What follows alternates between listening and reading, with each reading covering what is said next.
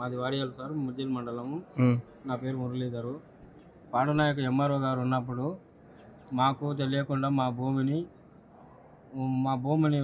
Divide చేసిపోయిండు. మాకు ఎలాంటి సమాచారం తెలియకుండా మాకు నోటీసులు ఇచ్చి నోటీసుల ప్రకారం చేయకుండా మేము మా అక్కగారికి ఒప్పంద పత్రం ప్రకారంగా చేయాలని మేము పాండునాయక గారికి ఎన్నోసార్లు మొక్కినాము. అయినా కానీ అతను లంచం చేసుకొని మేము కూడా 2 లక్షల పైన ఇచ్చినాము డబ్బులు.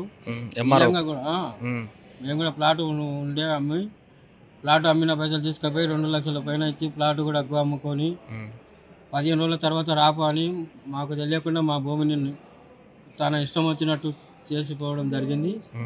అందులో మమ్మల్ని మళ్ళా పైనంగా మా బావగారితో బెదిరియడము, ఆఫీస్కి వస్తే మిమ్మల్ని మీ పైన కేసు పెడతాని బెదిరియడము పాండునాయక్ గారు ఈ విధంగా చేసి మమ్మల్ని చక్కల ఇబ్బందులు పెట్టి మేము ఇప్పుడు దాదాపు 20-30 లక్షలు అప్పు చేసి బతకడం జరిగింది.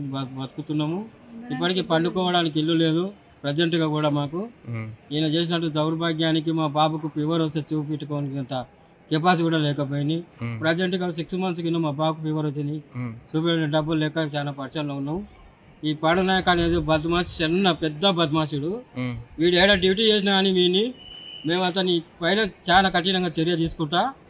తను ఏమన్నా చట్టానికి ఆయన ఎట్లా చేసినో విరుద్ధంగా మేము కూడా చట్టాన్ని కూడా తెలియదు. చట్టం ప్రోటోకాల్ ప్రకారంగా చేసి ఉండదు. ధరణి ప్రోటోకాల్ ప్రకారం ఏం పెట్టిండు అదే ధరణి ప్రోటోకాల్ ప్రకారంగానే వేయాలి. ధరణి ప్రోటోకాల్ ప్రకారం ఏముందో చూపెట్టాలి మాకు. ఒక గవర్నమెంట్ ఉద్యోగి నువ్వే తప్పులు చేసినాక మా సాధారణమైన రైతులు మేమేం చేయాలి? ఒక గవర్నమెంట్ ఉద్యోగి నువ్వు తప్పులు చేసిపోతే నువ్వేనో వచ్చి నువ్వు కోర్టుకు అంటే మేము కోర్టుకి ఎందుకు పోవాలి? మేము తప్పులు చేసినామా కోర్టుకోనికే? నువ్వు తప్పు చేసినావు. నువ్వు మాకు కొట్టాడు పెట్టినావు. ఆల్రెడీ ఒక మనిషి చనిపోయిన పిల్లలకు చేసిపోయినావు. ఎట్లా చేసావు నువ్వు? నీకేం హక్కులు ఉన్నాయి? కోర్టు నువ్వే నా జడ్జివి? సివిల్ కోర్టు జడ్జివా, హైకోర్టు జడ్జివా, సుప్రీంకోర్టు జడ్జివా? నువ్వు మోచవారిగా బద్మాసు కొడుక ఏడ ఉండవు కానీ నిన్ను మాత్రం ఇవ్వం కొడుక. నేను నా పిల్లలు మా నోరు లేని మూగోడు ఉన్నాడు. నోరు లేని మూగోడు నోరుకొచ్చి చంపిస్తా కొడుక నువ్వు అనుకుంటున్నావు.